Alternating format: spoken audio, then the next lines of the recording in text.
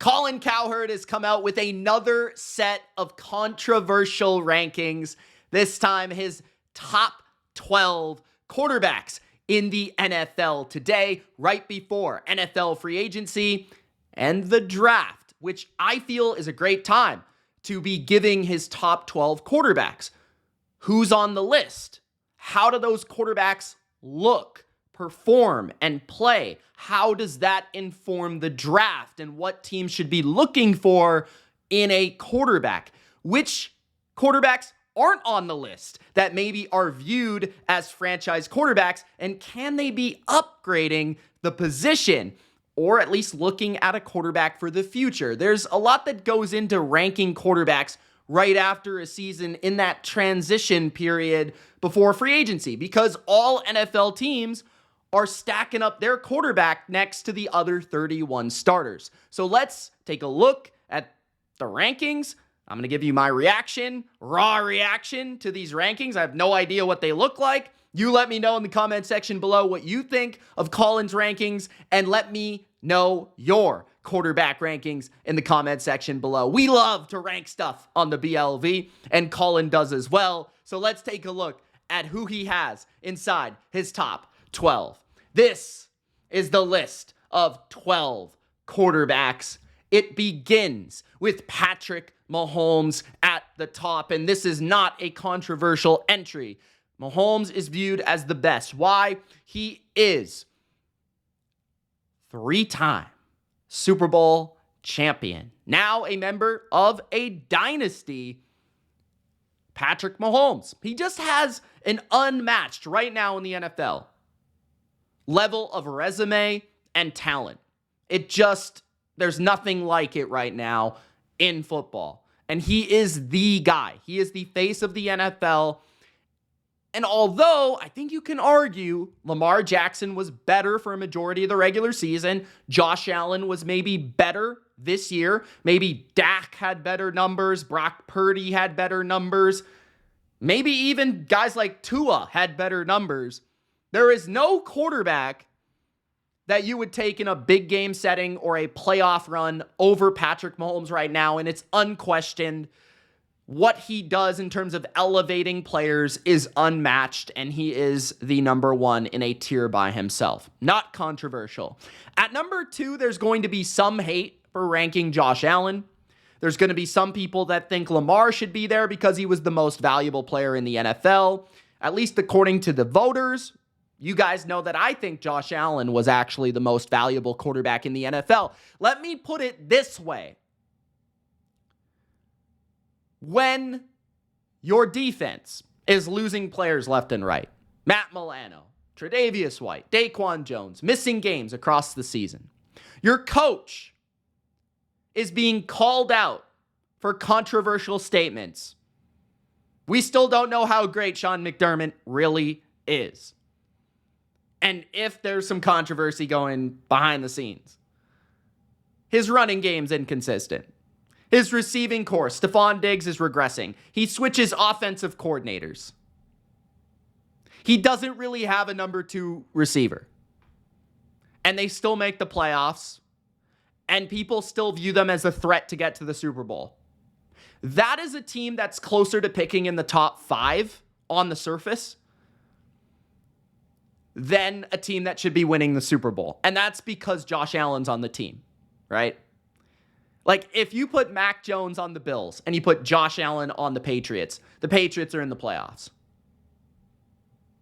I'm not even questioning that. I'm not even looking twice. Josh Allen is that big of a difference maker for that team. Running the football, throwing the football, being a playmaker, making magical plays. He is a phenomenal talent. And I hope one day he gets that Super Bowl ring. I hope he gets that MVP trophy that I thought he may have deserved this year based on leading the NFL in yards and touchdowns. But again, they gave it to Lamar, which is fine. Lamar's arguably the 3rd best quarterback, which leads me to number 3, which he has Joe Burrow as his number 3 quarterback. And I think that's fine. I think that's fair based on the fact that Burrow has just been an absolute assassin when it comes to big moments in his NFL career. And it's not just the playoffs. I think a lot of people just think of the 2021 run, or maybe that game against Buffalo in 2022, that playoff game. But really, Joe Burrow has constantly played well in the biggest games. There's almost no game that he's played poorly. Has he played bad and maybe below average in some big games? Maybe. But bad? Not really. This guy constantly is clutch, comes up with big throws. He's able to play well behind a suspect offensive line. He does have a great receiving core, though, which is something Lamar has not constantly had. I think based on this year, you have to put Lamar third. He was, at the end of the day, voted the MVP. He was, for many, that guy that was the engine of the best team in the regular season, the Baltimore Ravens. He is an incredible talent. I think he's an underrated, gifted passer of the football with his arm angles, his release, his arm strength. I think his rushing ability makes teams prepare for him in a unique manner. I think they're able to do things offensively that other teams aren't able to do because they have Lamar. Yes, he had a great defense. For whatever reason, that AFC Championship is pinned on him and solely him, which I understand. It comes down, at the end of the day, you're the quarterback. We blame Peyton Manning for his losses in the playoffs. We're going to blame Lamar until he wins a ring, and that's just the way it goes. And the same can be said about Josh Allen, but Lamar, it's going to hang over your head until you figure that thing out in the playoffs. But I think he is number 3. I understand why Burrow is 3. He's accurate, he's smart, he's composed, he's a great leader. Get it. But I think I'd slightly lean towards Lamar. He's just more talented. And when he's truly healthy and at his best, he's a better player. At least that's what he's shown. He has 2 MVPs for a reason. So I'd put Lamar 3, Burrow 4, but I don't hate it. At number 5, they've got Matthew Stafford, which I love this ranking by Colin. I think this is accurate. Finally, Stafford is getting respect, and it comes after he won a Super Bowl. But he's always been truly a gifted quarterback with arm angles galore, throwing and ripping the ball around the yard, sidearm, no, look passes, just off platform. Back in the day, he was incredible. Now it feels like he's upped his game in terms of being an assassin in the pocket and reading the field and being able to read coverage and leverage and throw the ball away from a corner in man coverage in a way that I don't think any quarterback throws that hard of a football that accurately on like outside the numbers throws. Stafford is still a magician in that regard. He makes some of the dumbest throws from the pocket you'll see all year. Through 2 defenders, sidearm, guy bearing down on him, like right in the seam, is just ludicrous what he does. And he was able to elevate that Rams team. He was a low-key MVP candidate. That team would have been a disaster without an elite quarterback, and Stafford truly is that. I think he's awesome. And he really played well in the playoffs, too. Even that game against the Lions, I thought he played extremely well. At number 6, Justin Herbert. I understand. I think Herbert could be in the top 5 in the future because Stafford is getting a little bit older, but Herbert just needs to prove that he is a consistent winner of football games. And yeah, that matters to me. I don't care. There's going to be a bunch of people that say, it's a team sport, Mitch. What are you talking about? Well, when we reward wins for Patrick Mahomes and all this stuff, we've got to look at it the other way and say, why is Herbert not doing that? Now, of course, teams matter and defenses matter and coaches matter. And I think there's bigger reasons why the Chargers have been losing games than Justin Herbert. That's for sure. But the one thing I'll say about Herbert that I wouldn't say about Burrow or I wouldn't say about Stafford is in those fourth quarters, especially this year, that guy Herbert just didn't come up with enough plays, in my opinion, in the key moments, in the 2-minute situation where he could have won the game for them. And he is an awesome talent. Don't get me wrong. I love Justin Herbert from a talent standpoint. He's got a great arm. He's extremely smart. He's accurate. He can move a bit. He's more mobile than you would expect. He can scramble if needed. And I think he's going to eventually get to the point where people look at him as a top 4, top 5 quarterback. And it's it's easy, right? It's not really a debate. I think eventually. But these last couple of years, it's been just not enough winning, not enough prime time, big time performances for people to get behind with our eyeballs and our brains. And it's holding us back from really claiming Justin Herbert.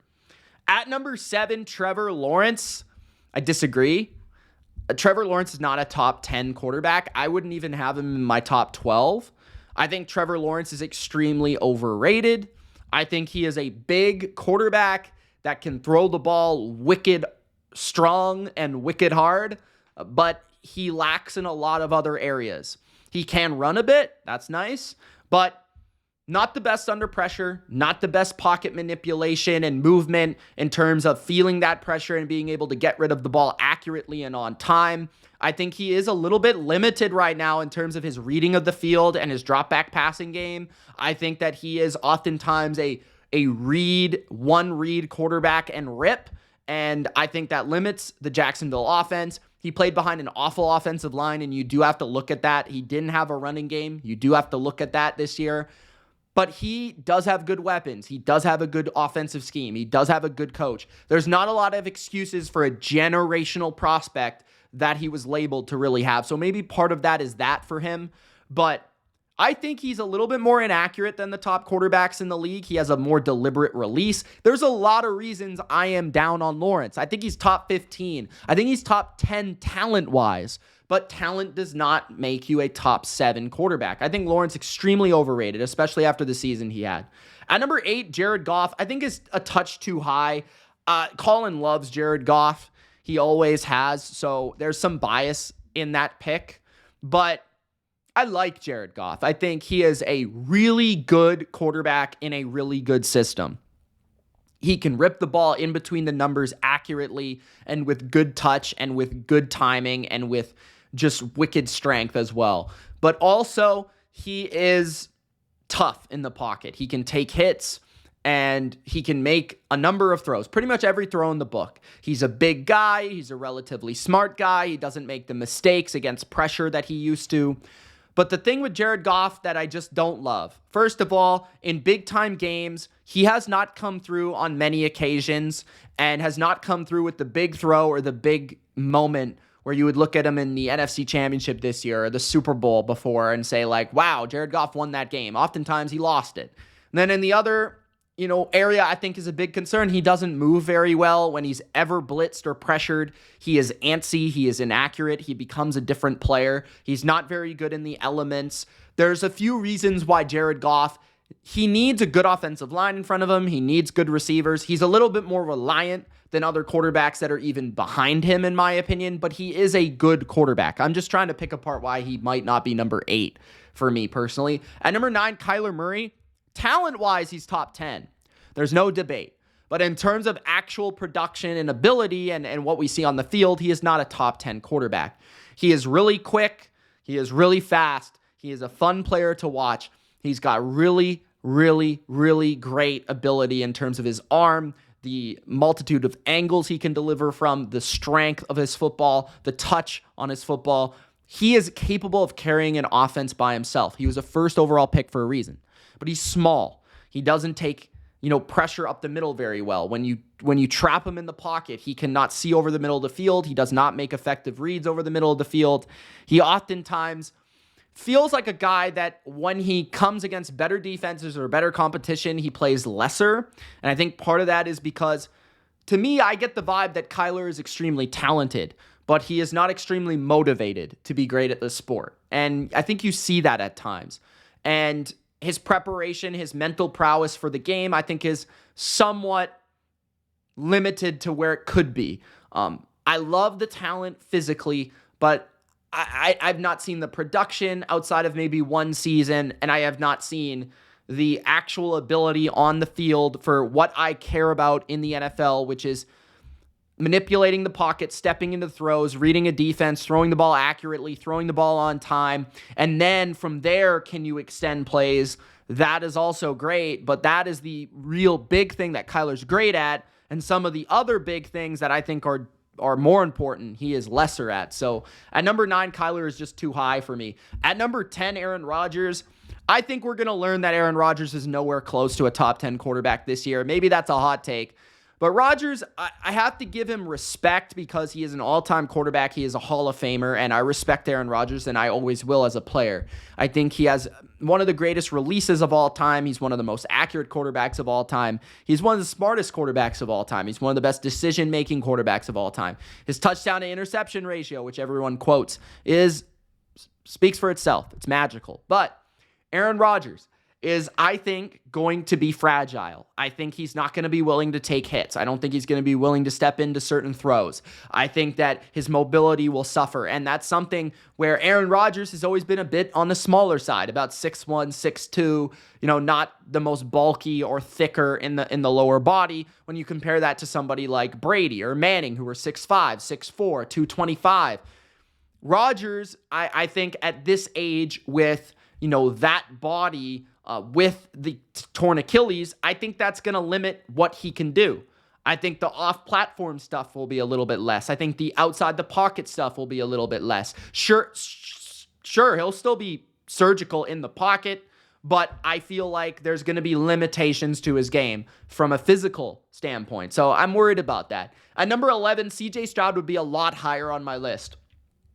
Just from a take right now, I would have CJ Stroud above Aaron Rodgers, Kyler Murray, Jared Goff, Trevor Lawrence on this list. I might even say he might be better than Justin Herbert. That might be a hot take to you guys. I do not care. I think CJ Stroud is arguably already the most accurate quarterback in the NFL. He has flawless mechanics. He is able to extend plays and make magic happen. He's extremely composed and calm. He is very good in big games so far in his career. And this guy just elevates talent. That was clear in Houston. So at number 11, Stroud is a lot better than that ranking. At number 12, Dak Prescott. Prescott's a good quarterback. I think just for reference, he outplayed, obviously, Aaron Rodgers, Kyler Murray. I would argue he outplayed Jared Goff this year, Trevor Lawrence, Justin Herbert, and Matthew Stafford. He outplayed all of those guys this season for the entirety of the year. But what everybody remembers is that he didn't play as well as he could have against the Packers. But Dak, I think people are putting too much on Dak for that loss. Sure, he threw a bad interception or whatever. But the defense was horrible. The scheme was clearly identifiable. The game plan was awful. They couldn't run the ball this year. There's a lot of problems with the Cowboys going beyond Dak. I thought that was the best Dak Prescott we've ever seen. From an accuracy standpoint, from a mobility and extension of play standpoint, from an intelligence standpoint. I think Dak's a really good quarterback. I think that he could use a better coach. I think he could use a more timely defense. I think that the offensive line could be more healthy at times. I think the running game could be better. There's a lot of areas of Dallas where they could help him out, but Dak is really good. He's not elite. He's not great. He's really good.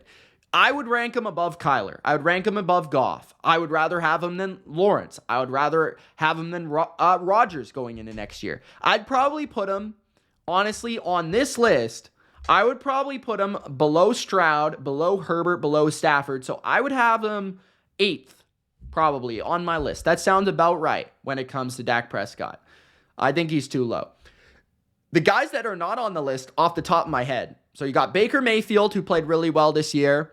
I don't think he deserves to be on the list, but I think he's one that at least deserves a thought. Okay, is Baker going to be on this list? I think he's around that top 15.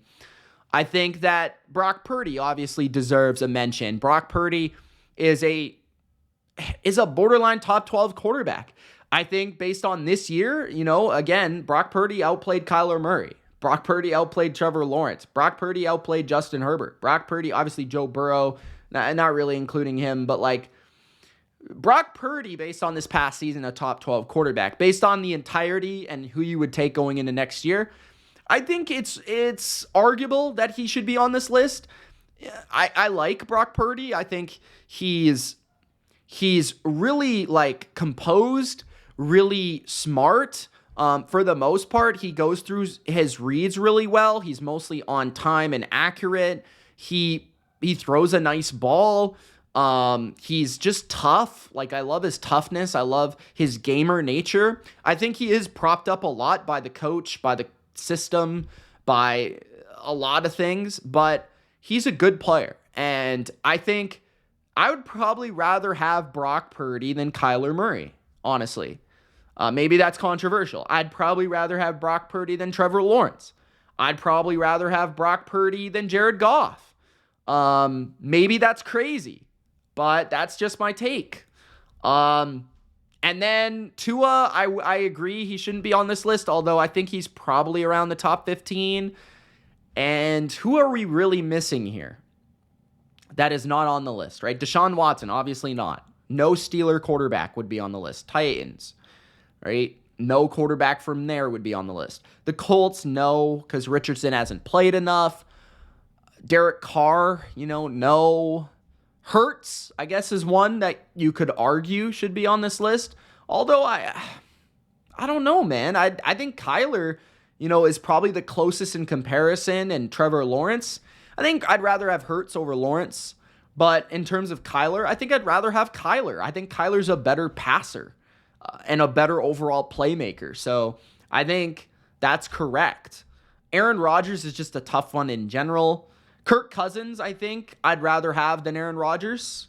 Actually, I don't know about that. They're both coming off Achilles injuries. He was better last year and the year before that. So Cousins was a better player than Rodgers in 2022 and 2023. I think Cousins is better than Goff, personally. So I'd throw that out there. So Cousins is there as well. He obviously got hurt. I wouldn't have Geno on the list. So, yeah, I don't know if I missed anybody. You guys let me know in the comments. But that's my take. That's my take on the Colin Cowherd 2024 NFL top 12 quarterbacks in the league. Let me know yours in the comment section below. It's Mitch. Peace.